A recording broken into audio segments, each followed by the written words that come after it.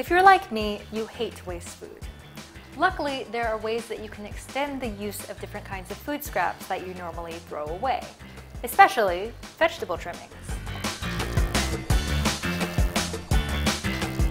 The basic rule of thumb is, anytime you're chopping up a vegetable for a dish, take the parts that you would normally throw away, put them in a plastic bag, and keep it in the freezer.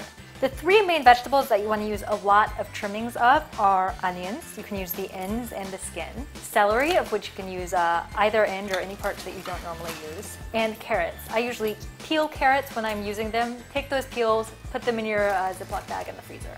There are plenty of other vegetables that give good flavor to stock as well. Parsley, for instance. Take the stalks, which you don't normally use, keep them in the freezer, they will give a lovely flavor to your stock.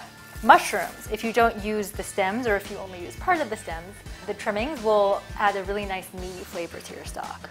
There are other vegetables that have sort of a more intense flavor, like for instance, asparagus, and you can add a little bit of them, you just want to make sure that you don't want to add so much that they totally overpower your stock. Now there is one category of vegetable that you should not add to stock ever, and that is the cabbage family, including broccoli, cauliflower, collard greens, Brussels sprouts. It just has a very overpowering, strong, and almost kind of bitter flavor that will basically ruin your stock. Once you have a bag full of frozen vegetable trimmings that's pretty full and diverse, you take the bag, empty it into a pot, cover it with water, bring it to a boil, and then simmer it for about an hour.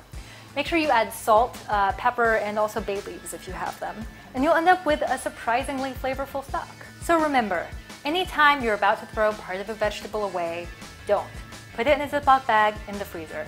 It still has tons of flavor in it that you can unleash if you put it in stock.